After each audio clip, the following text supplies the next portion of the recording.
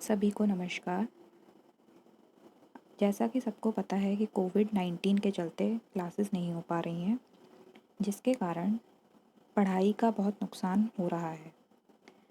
इस चीज़ को ध्यान में रखते हुए सर्वोदय बाल विद्यालय ईस्ट नगर के एचओएस श्री अजय कुमार जी ने एक टीम बनाई है, जिसके कुछ मेंबर्स अलग अलग विषयों पर आपके सामने वीडियो लेकर आएंगे।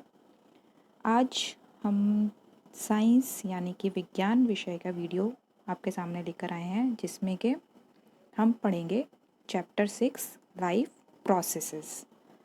तो लाइफ प्रोसेसेस होते क्या हैं, क्या समझते हैं हम लाइफ प्रोसेस से, लाइफ क्या होती है।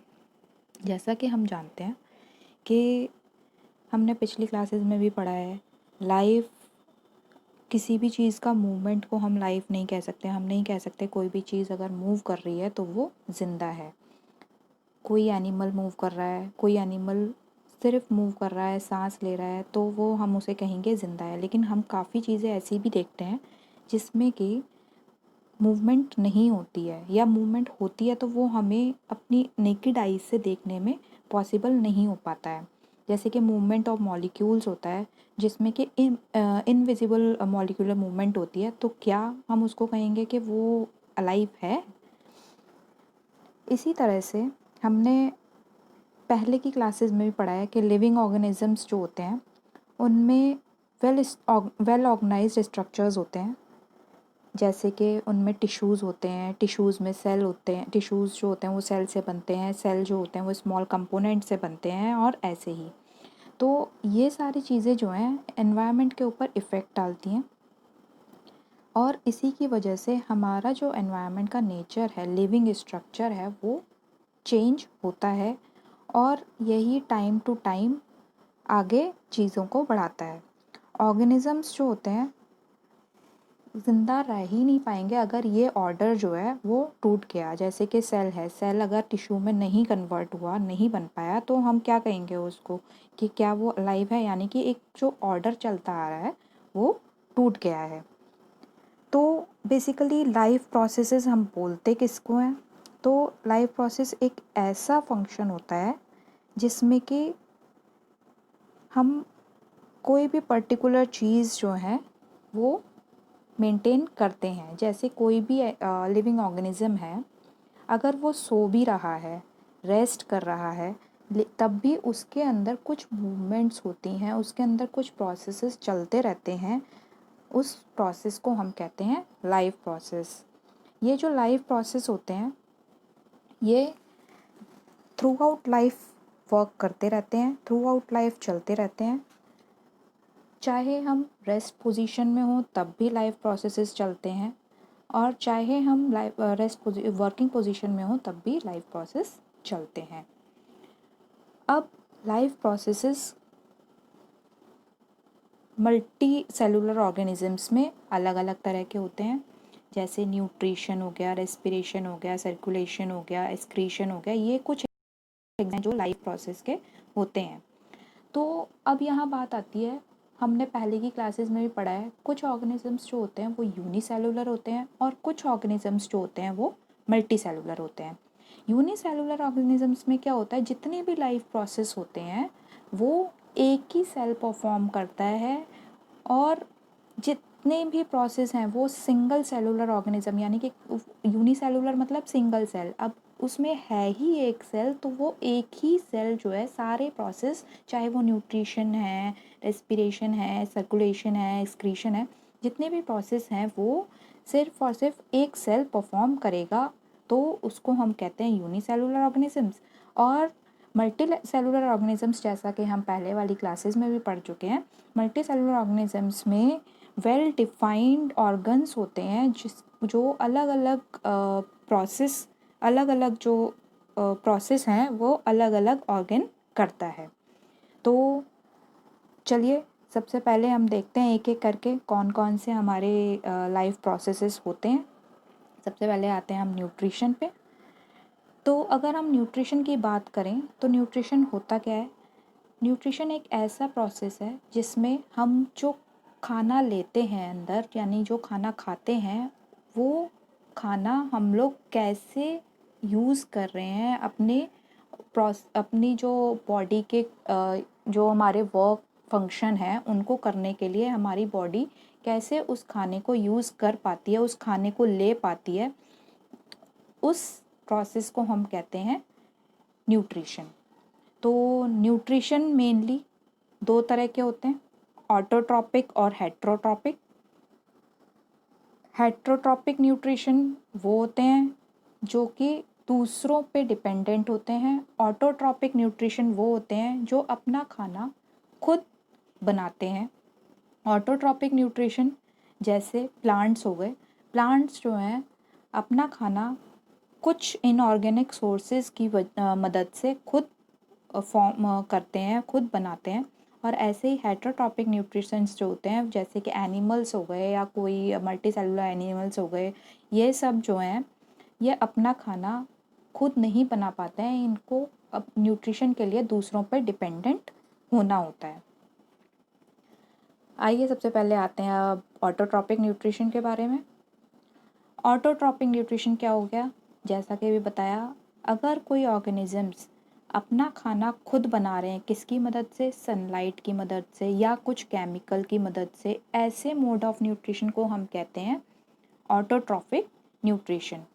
तो ऑटोट्रॉपिक न्यूट्रिशन में सबसे पहले जो आते हैं वो आते हैं प्लांट्स, और उसके अलावा कुछ आते हैं बैक्टीरिया जो कि कुछ केमिकल्स की मदद से अपना खाना बनाते हैं, जिनको हम कीमो ऑटोट्रॉप्स भी कहते हैं। कीमो ऑटोट्रॉप्स इसलिए कहते हैं क्योंकि वो केमिकल की मदद से अपना खाना बनाते हैं। तो सबसे पहले बात करते हैं फोटोसिंथेसिस की। फोटोसिंथेसिस जैसा कि नाम से पता चल रहा है, फोटो का मतलब होता है लाइट, और सिंथेसिस यानी कि बनाना, लाइट की मदद से बनाना। यहाँ खाना बन रहा है, लाइट की मदद से बन रहा है, इसलिए इसको हम कहेंगे photosynthesis. The process by which autotrophs takes in carbon dioxide, ऐसा प्रोसेस जिसमें कि कार्बन डाइऑक्साइड जो है ली जाती है। कहाँ से ली जाती है अब कार्बन डाइऑक्साइड? एयर से ली जाती है। और वाटर कहाँ से लिया जाता है? वाटर लिया जाता है सॉइल से। और ये दोनों चीज़ें मिलके कन्वर्ट होती हैं कार्बोहाइड्रेट में, किसकी प्रेजेंस में? सनलाइट और क्लोरोफिल की प्रेजेंट में। सनलाइट आती है हमें नेचर से, और क्लोरोफिल जो होता है वो हमारे प्लांट्स की लीव्स में प्रेजेंट होता है। ये सब कुछ हम लोग छोटी क्लासेस में पढ़ चुके हैं, फोटोसिंथेसिस क्या होता है, फोटोसिंथेसिस में क्या क्या चीज़ें किस किस की मदद से हम फूड प्रिपेयर होता है। तो अभी जो नई चीज़ आई है वो आती है हमारी फोटोसिंथेसिस से फॉर्म क्या होता है। फोटोसिंथेसिस से जो फॉर्म होता है वो फॉर्म होता है कार्बोहाइड्रेट। कार्बोहाइड्रेट बनता है जो कि बनता है ग्लूकोज की फॉर्म में। कार्बोहाइड्रेट की दो फॉर्म्स होती हैं, जैसा कि हम पढ़ चुके हैं पिछली क्लासेस में भी। जस्ट टू रिमाइंड, कार्बोहाइड्रेट की दो फॉर्म्स होती हैं, ग्लूकोज एंड स्टार्च। जो हमारा फोटोसिंथेसिस से फूड प्रिपेयर होता है वो ग्लूकोज की फॉर्म में होता है, ठीक है। तो और ये ग्लूकोज जो है, यही ग्लूकोज काफ़ी सारे ऑर्गेनिजम्स में एज फ्यूल काम करता है। जैसे हम अब गाड़ी चलाने के लिए पेट्रोल डालते हैं, पेट्रोल क्या होता है? उसका फ्यूल होता है। ऐसे ही जब हमारी बॉडी वर्क करती है, हमारी बॉडी कोई काम करती है, तो उसको भी फ्यूल की ज़रूरत पड़ती है। तो वो फ्यूल, एज फ्यूल जो काम कर रहा है वो ग्लूकोज काम करता है हमारी बहुत सारी सेलुलर एक्टिविटीज़ को करने के लिए। और जो इसमें से बायो प्रोडक्ट बनता है ग्लूकोज के अलावा, जो बनता है वो बनता है ऑक्सीजन, और इसके साथ में थोड़ा सा वाटर या वेपर्स की फॉर्म में रिलीज़ होता है। तो इसकी जो इक्वेशन है ये इक्वेशन हमेशा याद रखिएगा। CO6CO2 प्लस 12H2O, क्लोरोफिल और सनलाइट की प्रेजेंस में बनाता है glucose, that is C6H12O6 plus 6O2 यानी कि oxygen, and 6H2O it means water. तो रॉ मटेरियल्स क्या होते हैं फोटोसिंथेसिस के? रॉ मटेरियल्स मतलब कच्चा पदार्थ, मतलब जिन चीज़ों से फोटोसिंथेसिस एक्चुअली होता है। उसमें सबसे पहले आता है कार्बन डाइऑक्साइड, फिर आता है वाटर, और उसके बाद आता है सनलाइट। कार्बन डाइऑक्साइड लीव्स में छोटे छोटे पोर्स होते हैं, छोटे छोटे छेद होते हैं, उनको हम कहते हैं स्टोमेटा। उन पोर्स की मदद से कार्बन डाइऑक्साइड लीव्स में जाती है। पानी कहाँ से आता है? पानी आता है रूट से। सॉइल में हम लोग पानी डालते हैं, पौधों में पानी डालते हैं, तो वो पानी जो है रूट्स एब्जॉर्ब कर लेती हैं सॉइल से। और सनलाइट कहाँ से आती है? सनलाइट आती है हमारे एटमॉस्फेयर से, ठीक है। और ये सनलाइट जो है क्लोरोफिल ट्रैप करता है इसको, मतलब क्लोरोफिल का काम है उस सनलाइट को पकड़ने का। तो भाई आ तो रही है लेकिन पकड़ना भी तो पड़ेगा ना उसको, तो उस क्लोरोफिल को ट्रैप करने सनलाइट को ट्रैप करने का काम होता है क्लोरोफिल का।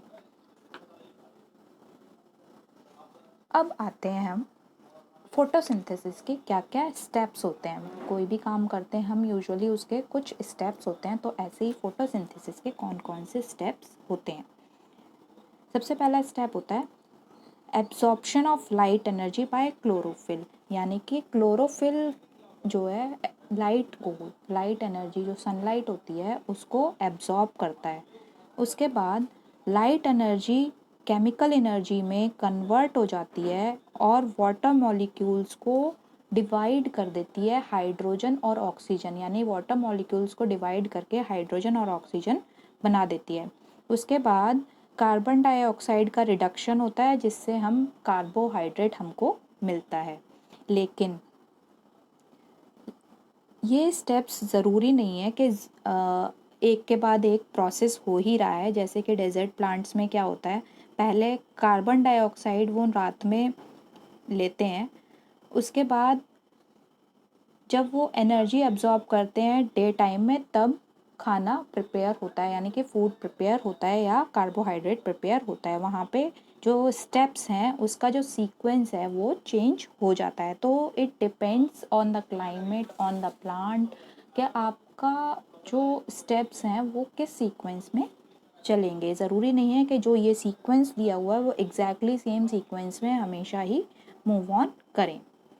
नेक्स्ट अभी हमने बताया था कि लाइट जो है वो एब्जॉर्ब होती है किसकी मदद से? क्लोरोफिल की मदद से।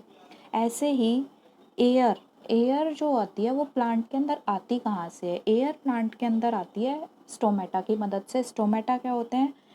लीव्स में बहुत छोटे छोटे पोर्स होते हैं, वो पोर्स कहलाते हैं स्टोमेटा, जिनको जो हेल्प करते हैं एक्सचेंज ऑफ गैसेस, यानी कि गैसेस के प्लांट के अंदर आने और जाने में हेल्प करते हैं। ज़्यादातर जो स्टोमेटा होते हैं वो नीचे की तरफ पाए जाते हैं लीव्स में, और हर एक स्टोमेटा में गार्ड सेल्स होते हैं जो कि ओपनिंग और क्लोजिंग ऑफ स्टोमेटा को शो करते हैं। ये होते हैं गार्ड सेल्स। और जो गार्ड सेल्स में वाटर प्रेजेंट होता है वो ही रिस्पॉन्सिबल होता है उनके फंक्शन करने का। जितना भी वाटर उसमें होगा तो उसी बेसिस पे जो स्टोमेटा होते हैं वो ओपन होते हैं और वो क्लोज होते हैं, जिसकी वजह से एयर जो है अंदर आ पाती है और अंदर से बाहर जा पाती है। सो ये था हमारा टॉपिक ऑटोट्रॉफिक न्यूट्रिशन के बारे में। अगले वीडियो में हम लोग पढ़ेंगे हेटरोट्रॉपिक न्यूट्रिशन क्या होता है। Thank you so much.